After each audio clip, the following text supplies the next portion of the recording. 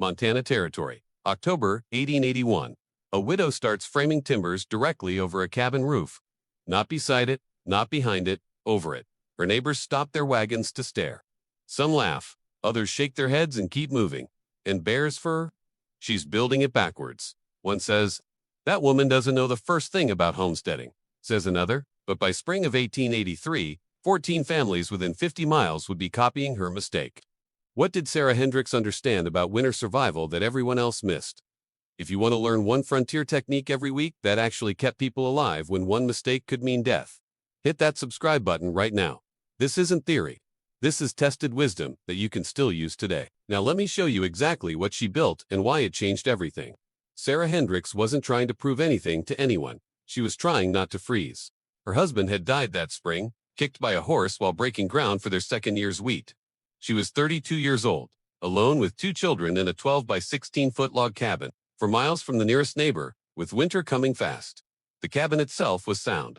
Her husband had built it well the year before. Chink-tight, stone foundation, good roof, with her woodshed, a simple lean-to attached to the east wall, had never been finished properly. The roof leaked. The sides were open to the weather. It didn't matter much in summer, but September brought rain. Heavy, cold rain that soaked through the woodpile and wouldn't stop. By early October, every piece of firewood in that shed was wet to the core. Sarah tried everything she knew. She moved wood inside by the hearth to dry. She stacked it near the chimney. She even tried splitting pieces smaller, thinking the centers might be dry. Nothing worked fast enough. Wet wood doesn't burn. It smolders. It fills your cabin with smoke. It uses up your kindling without giving heat. And when you're a woman alone, with 2 children, and winter is 6 weeks out, smoky wood isn't just frustrating. It's terrifying. She needed dry firewood. She needed it soon. And she needed it to stay dry through 5 months of Montana winter. Snow, rain, ice storms, and temperatures that could drop to 20 below. The solution came to her, not as a stroke of genius, but as a recognition of what she couldn't afford. She couldn't build a separate barn. She didn't have the money, the time, or the help. Her nearest neighbor, William Caulfield, had offered assistance, but he had his own harvest to finish and a new baby at home. She had timber, she had stone, she had her husband's tools and a rough understanding of how to use them. And she had one desperate idea that made sense to her, even if it would look insane to everyone else. If she couldn't build a barn beside the cabin, she'd build a barn around it. Not as 2 structures, as one. She would frame a larger building directly over the existing cabin, creating a massive envelope of dry space where she could store firewood on all sides, protected by a common roof, warmed by the rising heat from her own hearth. It wasn't elegant. It wasn't traditional. And when she started raising the first corner posts that October morning, it looked like the work of someone who'd lost her mind. Her daughter, Mary, age 9, asked her if they were building a new house. "No, honey," Sarah said, driving another stake into the cold ground. "We're building a roof for the wood." Mary looked confused. So did everyone else who saw it. The design was simple in concept, strange in execution. Sarah kept her existing 12 by 16 cabin exactly as it was. Walls, roof, chimney, door. She wasn't tearing anything down or modifying the structure. Instead, she built a second, larger structure around it. She sank 8 posts into the ground, forming a rectangle 24 feet by 30 feet with the cabin sitting inside like a core. The posts were 8 feet tall, giving her a high, open interior space between the cabin roof and a new overhead structure. Then came the roof framing, a gable design, steep enough to shed snow, spanning the entire outer perimeter.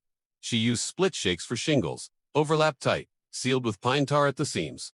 The result was a massive roof covering, not just the cabin, but a 6-foot perimeter of open space on all 4 sides. That perimeter became her firewood storage. She stacked cordwood along the north, east, and west walls, floor to ceiling. The south side, where the cabin door, the firewood sat under the shared roof, protected from rain and snow. But more importantly, it sat in a zone warmed by the cabin itself. Heat rises every fire faced. She left mostly clear for access, with just a narrow stack near the corners. Sarah lit in her cabin hearth sent warm air up through the roof boards, into the envelope space, and out through ventilation gaps she'd left near the roof peak. That rising warmth didn't heat the firewood, it dried it. Green wood, wet wood, even snow-dusted wood would sit in that envelope for days or weeks, shedding moisture into the air that vented out the top. By the time Sarah pulled a piece of wood from the stack to burn, it had been passively kiln-dried by her own stove. It was brilliant in function, but it looked absolutely ridiculous. The structure was enormous compared to the cabin. From a distance, it looked like someone had built a barn and forgotten to remove the shack inside. The proportions were wrong. The aesthetics were backwards. It screamed at desperation, not design.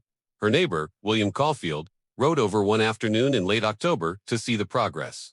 He stood in the clearing, hands on his hips, staring at the framed structure with a look somewhere between confusion and pity. "Sarah," he said carefully, "what exactly are you building here? A place to keep the firewood dry?" she said, hammering a crossbeam into place. "That's a barn roof," he said. "I know, over your cabin." "I know," he paused, choosing his words. "You're putting a lot of work into something that, well, that doesn't look like it'll hold much livestock." Sarah climbed down from the ladder, wiping sawdust from her hands. She wasn't offended. She understood how it looked. "I'm not keeping livestock, William. I'm keeping wood, and I need it dry or we freeze." He nodded slowly, but she could see the doubt in his eyes. He thought she was wasting time and timber on something that wouldn't work. He was too kind to say it outright, but she knew.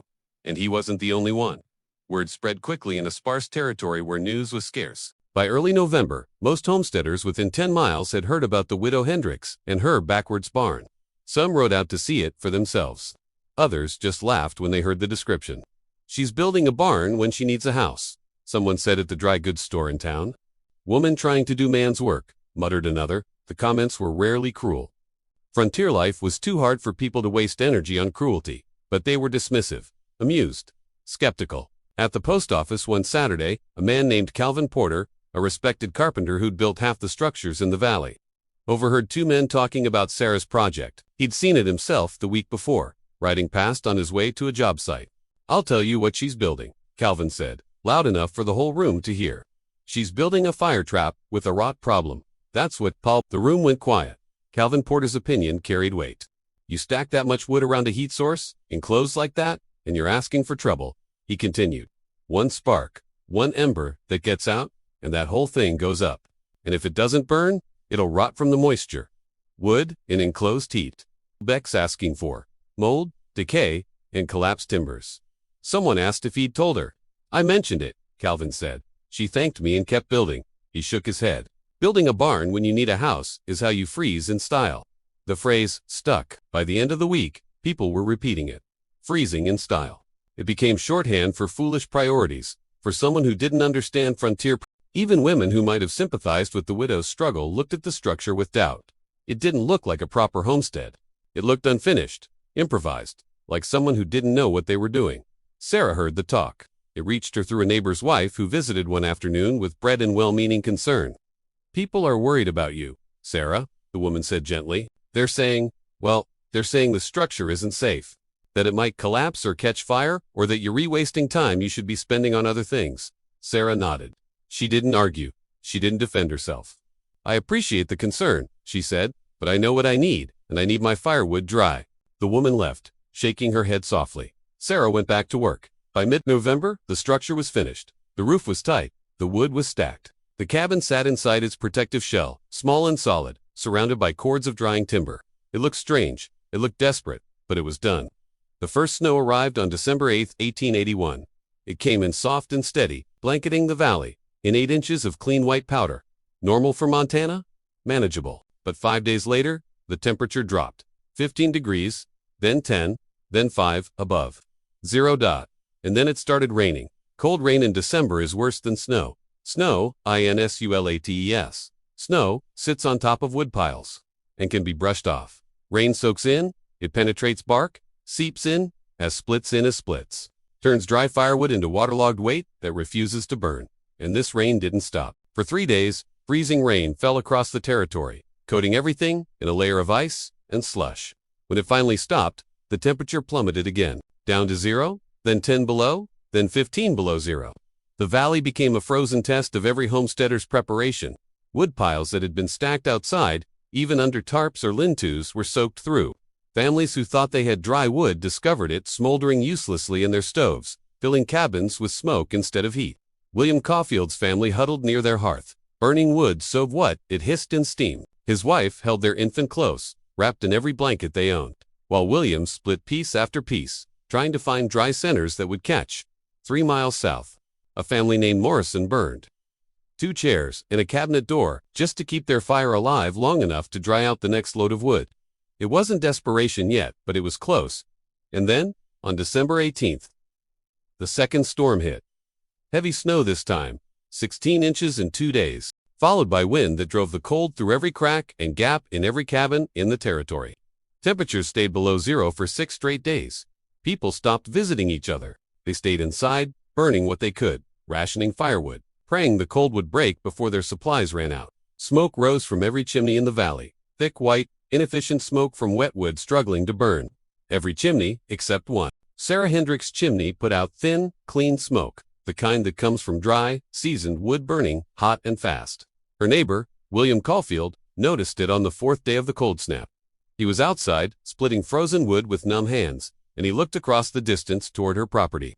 Thin smoke? Steady. Efficient. He frowned. How? Stay with me, because the numbers that came out of that winter humiliated every criticism she'd heard. And I'm about to show you exactly what they measured. On December 22, 1881, William Caulfield walked the half-mile through knee-deep snow to Sarah Hendrick's property. He told himself he was checking on her, making sure a widow and her children were surviving the cold. But truthfully, he was curious.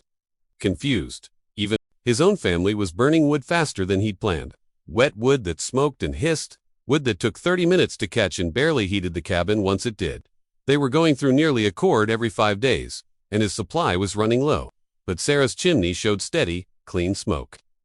Not the thick white plume of struggling moisture-heavy wood, thin gray smoke that rose straight and dissipated quickly. That was the smoke of dry wood burning hot.